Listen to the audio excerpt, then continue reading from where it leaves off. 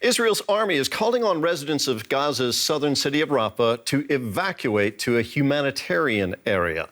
Israel's defense minister says military action in Rafah is necessary because Hamas is refusing truce proposals that would free hostages held in Gaza. Palestinians in Rafah's east have been told to go to the Al-Mawazi refugee camp near Khan Yunis. A senior Hamas official has called it a dangerous escalation. There's been growing international alarm over an assault in Rafah. More than 1 million people have been sheltering there since war broke out after the October 7th terror attacks by Hamas. These displaced Palestinians in Rafah are again preparing to move.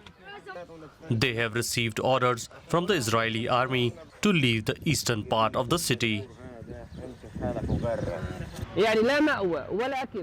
We have no shelter, no food, no water, none of that.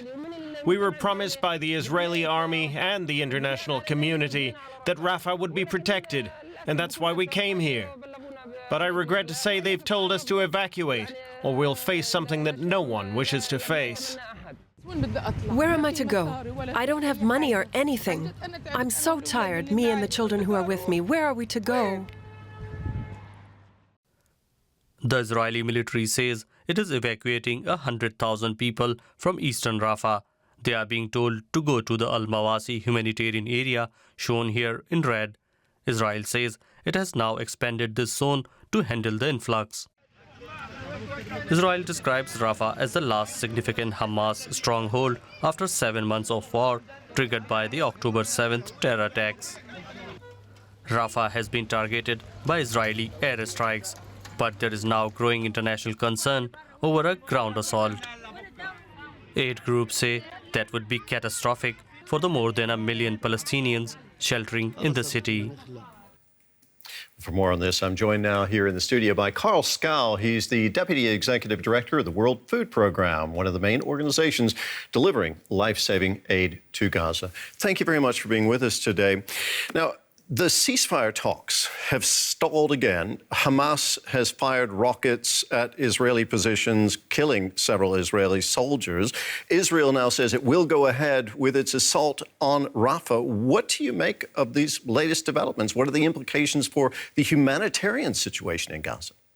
Well, we are, of course, extremely concerned about these latest developments, not least for the civilians that are in Rafah at the moment. More than half of the population, more than 1 million people, is in Gaza. So, it is first and foremost our concern for those civilians if this operation goes ahead. But secondly, of course, we all, as humanitarians, operate out of Gaza, and we've been using Kerem Shalom as the main entry point into Gaza. So also the implications for our humanitarian operation risk being huge. And this was at a moment where we were beginning to get more access, where we're beginning to get some traction in our efforts to push back on a famine, not least in the north of. So this risks to bring us back, basically, when we were about to make some progress on the humanitarian front. So definitely a setback. What are you hearing from your colleagues in Gaza right now about the situation on the ground there? Well, of course, extremely concerned. Again, we are also looking at how we can move our staff and our warehouses, our vehicles and facilities further up north at the moment, or we had already begun to do so over the past few weeks, so that we can continue to keep our operations up and running. We have been able to reach about 1 million people a month during this crisis, thanks to support from donors like Germany. And again, we were about to step up that support, not least in the north, where we have seen, the most severe needs.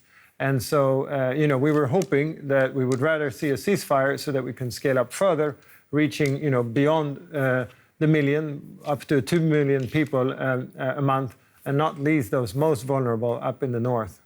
Instead, we've seen these rocket attacks, Israeli soldiers killed, border crossings closed instead of opening.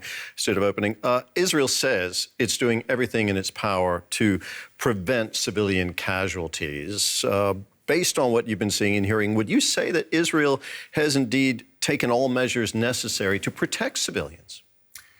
I mean, looking at Rafah more specifically, I visited Rafah. I mean, it's a place that is jammed with internally displaced people. everywhere. They're camping on the streets, the sidewalks, schools, any public building has been overtaken as a shelter. And so it's very difficult to see a military operation in that urban environment that doesn't also have civilian casualties. So we are extremely concerned about that, and we are extremely concerned beyond. As I mentioned, we had been in the past 3 weeks been able to get into the north. We have opened some 16 bakeries across the strip.